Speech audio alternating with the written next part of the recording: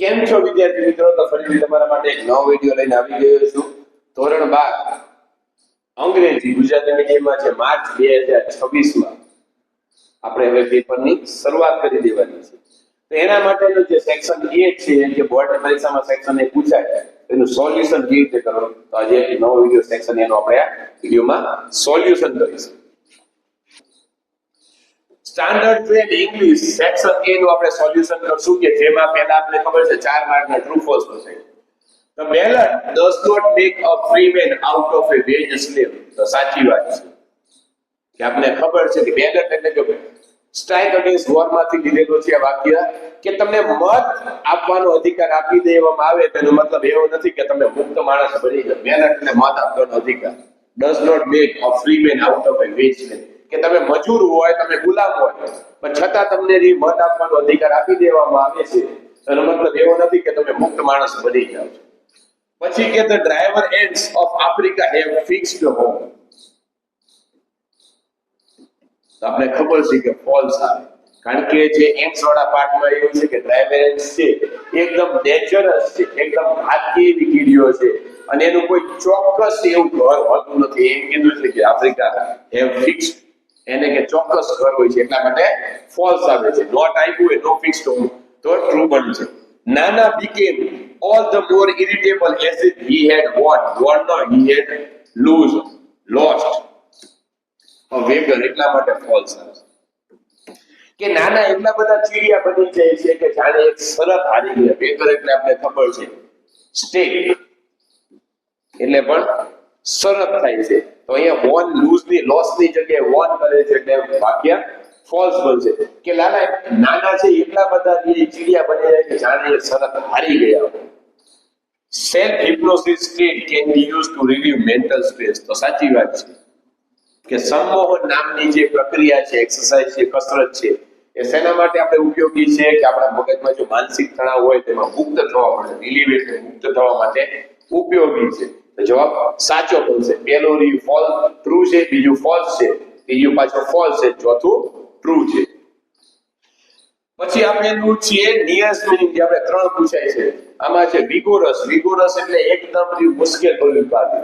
Tough એટલે મુશ્કેલ થાય, ઈગર એટલે આતુરતા, કિંગ એટલે રાજા જાય, અને વિક્ટોરિયસ એટલે તમે વિજય થતા હોય એના માટે. તો આપણે કીધું છે વિગોરસ એટલે કેવું થાય એકદમ મુશ્કેલ કાર્ય થાય. ટફ એટલે પણ શું થાય મુશ્કેલ કાર્ય થાય. જવાબ શું હશે? વિગોરસ. તમારે નિયરેસ્ટ મીનિંગ પૂછાય બોર્ડની પરીક્ષામાં તો જવાબ શું લખવાનો છે આપણે? ટફ. પછી લિમિટ એટલે કોઈ પણ ઓલું હોય ને લિમિટ કરવું, એને દાખલા સંકુચિત કરવું, એને મર્યાદા બાંધવી. તો કન્ફાઇન્ડ એટલે શું થાય? સંકુચિત કરવું ને. કોન્ફિડન્ટ એટલે આપણામાં પોતાનામાં આત્મવિશ્વાસ હોય કે હું કોન્ફિડન્ટ છું કે આ પરીક્ષામાં મારે 82 85 90% આવશે. કોન્ફિડન્સ એટલે બીજામાં વિશ્વાસ હોય છે. ટ્રસ્ટ પણ આપણે કહી શકીએ કે ભાઈ બીજા વ્યક્તિને, મને દાખલા કે તમારા વિદ્યાર્થી પર વિશ્વાસ છે કે મારા વિદ્યાર્થી અંગ્રેજીમાં 90 પર માર્ક લાવશે તો એને કોન્ફિડન્સ કહેવાય. કન્ફાઇન્ડ એટલે શું થાય? તિરસ્કાર કરો, કોઈ પણ વસ્તુને તમારે ત્યજી દેવું જોઈએ. અહીંયા શું થાય? લિમિટ. તો શું આવશે જવાબ? કન્ફાઇન્ડ. કન્ફાઇન્ડ એટલે શું થાય છે કે કોઈને સંકુચિત કરવું, લિમિટ કરવું. ફેથમ એટલે સમજાવવું.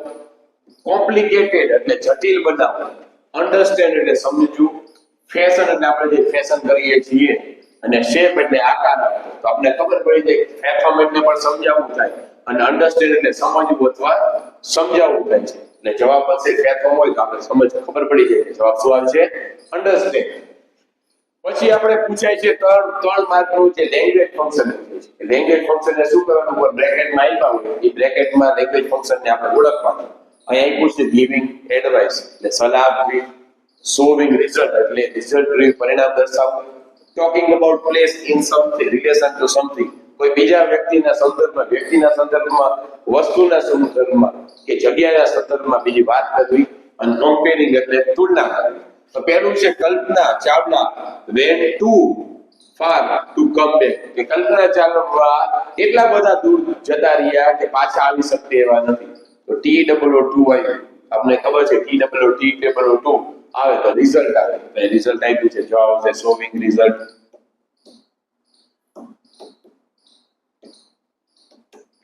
રિઝલ્ટ TOO2 આવે, ઇનફ ટુ આવે, સો ધેટ આવે, આ બધા જે શેમાં આવે છે રિઝલ્ટમાં આવે છે.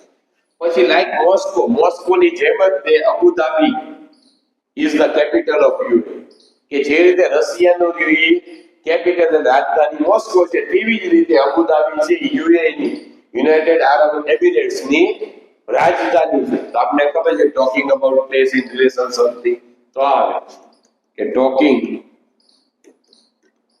About place in relation two something.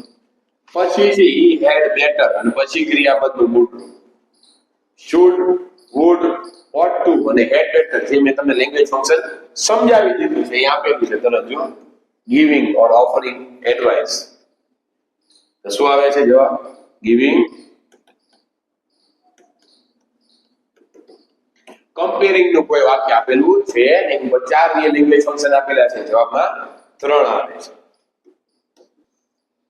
પછી છે કે આપણે લેંગ્વેજ ફંક્શન છે બ્રેકેટમાં આપ્યા એવા પૂછે છે કીધું છે મેકિંગ સપોઝિશન.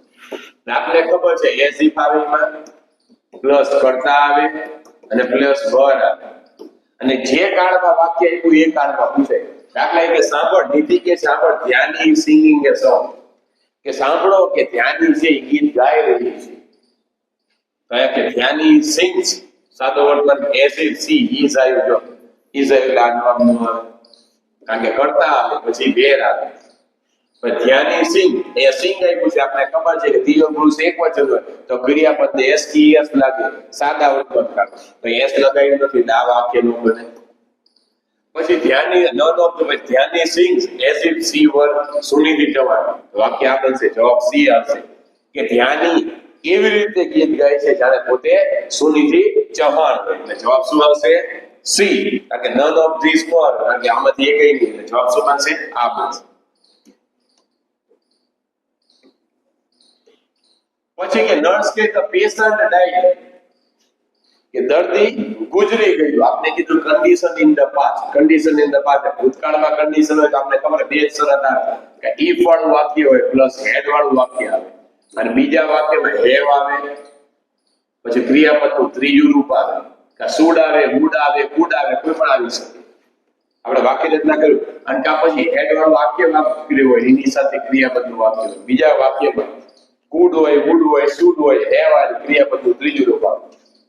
કે પેશન્ટ બચી શકે ગુજરી ગયો. ડોક્ટર આલો કે if the doctor had reached in time, કે જો ઇફ આવી ગયું હેડ આવી ગયું અને ક્રિયાપદનું ત્રીજું રૂપ આવે કે જો ડોક્ટર સમયસર આવ્યો હોત તો the patient could have been saved, કે દર્દીને બચાવી શક્યો હોત. બીજી વાક્ય રચના છે કે કારણ કે દર્દી એમના બચી શકે નહીં એને બચાવવો પડે, એટલે જવાબ સાચી વાત છે પહેલો જ. હવે આ બીજા કેમ ન આવે ઇફ આવ્યું હેડ આપ્યું નથી એટલે આ વાક્ય નો આવે. If the doctor had reached, એટલે આ વાક્ય નો આવે. હેડ ધ ડોક્ટર અહીંયા રીચ રીચ્ડ કરવો એટલે આ નો આવે. Had the doctor reached in time, કે જો ડોક્ટર અહીંયા હેડ કર્યું છે ક્રિયાપદનું ત્રીજું રૂપ the patient could have saved, કે પેશન્ટને બચાવવામાં પેશન્ટ જાતે નો બચે કોકના દ્વારા બચે એટલે બી ના આવે એટલે પેશી વાક્ય રચના આવે. એટલા માટે આ આવે નહીં. જવાબ શું બનશે આ એ. If the doctor had reached in time, the patient could have been saved, કે જો ડોક્ટર સમયસર આવ્યા હોત તો દર્દીને બચાવી લેવામાં આવ્યું હોત.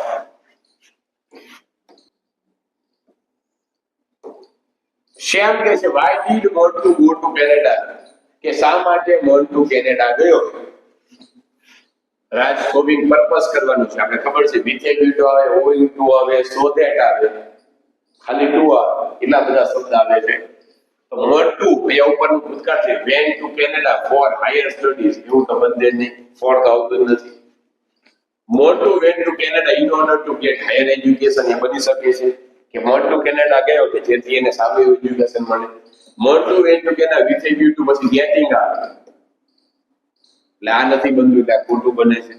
મોટું went to Canada in order that, in order that પછી કરતા આવે પછી ક્રિયાપદ આવે અને આખું વાક્ય આવે ઇન ઓર્ડર ધેટ અને સો ધેટ પછી. એટલે આ વાક્ય નો બને. જવાબ શું બનશે બી.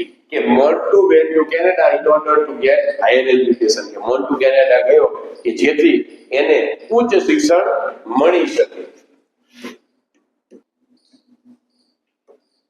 Janvi, oh I very much bored today. Janvi કહે છે કે આજે મને ખૂબ જ કંટાળો આવે છે.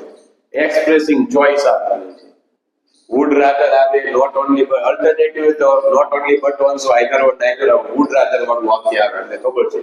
should એટલે એડવાઇસ આપે, આ ન બને. you can watch the TV, એવું પણ નથી કરી શકો, એબિલિટી દેખાડે છે, આ પણ ન બને. you would rather watch the Kapil show. જવાબ આવી ગયો. નન ઓફ ધ વર્ડ, આ તો ન જ આવે. કે તને આજે બહુ કંટાળો આવતો હોય તો તું શું કપિલ શર્માનો શો છે જોઈ શકે છે, તારે જોવો જોઈએ. વુડ રાધર કંટાળાને બદલે બીજું કામ કરવાનું બદલે, એટલે જવાબ બનશે સી. પછી જે આપણે 3 માર્કના ફ્રેમ ધ ક્વેશ્ચન પૂછાય છે કે અંડરલાઈન કરેલો શબ્દ છે જવાબ બને એવી રીતે આપણે પ્રશ્ન પૂછવાનો. ખાસ યાદ રાખવાનું કે પરીક્ષામાં જે ક્વેશ્ચન માર્ક રહી ન જાય એના માટે અહીંયા સ્થળની વાત કરેલી છે. આપણે ખબર છે પોરબંદરમાં, એટલે જવાબ વેરથી ચાલુ થાય. વાય એટલે શા માટે થાય? Gandhiji was Born in Porbandar, એટલે ગાંધીજીનો પોરબંદરમાં જન્મ થયો હતો. ક્યાં થયો? ત્યાંથી. વાય એટલે શા માટે નો હોય, વેન એટલે ક્યારે નો હોય, વીચ એટલે કઈ જગ્યાએ નો હોય. જવાબ આવે where. Where was Gandhiji born. સાચો જવાબ આવશે કે ગાંધીજીનો જન્મ ક્યાં થયો હતો? તો ગાંધીજીનો જન્મ પોરબંદરમાં થયો હતો. પછી છે Sumanbhai has join the BSNL in 1920, કે સુમનભાઈએ BSNL ની ઓફિસમાં 1992 માં જોડાયા. તો ક્યારે જોડાયા? 1992 માં. તો વેન થી બને છે, બે વખત હું થી બને, અહીંયા વેન છે, એટલે 3 જવાબ આખો આવે જ નહીં. હવે જોવાનું કયા કાળમાં છે, તો હેઝ વાળા કાળ, પૂર્ણ વર્તમાન કાળમાં છે. તો પ્રશ્ન પૂર્ણ વર્તમાન કાળમાં, તો જવાબ એ પૂર્ણ વર્તમાન કાળમાં આવે. તો અહીંયા પૂર્ણ વર્તમાન કાળ આપ્યું છે એટલે આ બની શકે. પછી આમાં આપ્યું નથી, આ તો ન જ બને. અહીંયા આપ્યું છે તો વેન, દાખલા તરીકે આપ્યું છે, દાખલા એ જોઈન ધ, આ તો ન જ બને. કે when has Sumanbhai join the BSNL, when Sumanbhai has, એટલે આ ન બને. બાકી when has Sumanbhai join BSNL, જવાબ આવશે એ. એ કે આપણે ખબર, વેન પછી આપણે ખબર છે હેઝ, કારણ પ્રશ્નાર્થ બનાવો હેવ કા હેઝ આવે. When has Sumanbhai join the BSNL, ક્યારે એમને BSNL જોઈન કર્યું? તો 1992. પછી Rajiv met the principal to get admission, કે રાજીવ કોને મળ્યો એની વાત છે. કોને મળ્યો? રાજીવ એડમિશન માટે કોને મળ્યું એ જ. તો હું છે એટલે કોને દ્વારા મળવા હોય, બધામાં હું હોય, હું નથી તો હું થી જાય. Who met Rajiv to get admission to કોને દ્વારા મળવામાં આવ્યું? આ તો ન આવે, હું છેલ્લે નથી, અહીંયા નથી. Who did Rajiv meet તો આવે જ નહીં. meet દાખલા તરીકે, કારણ કે પ્રશ્નાર્થ વાક્ય નથી, તો જવાબ આવશે એ. Who Rajiv met to get admission to get to admission, કે એડમિશન લેવા માટે કોના દ્વારા મળ્યું? એને મળ્યું એડમિશન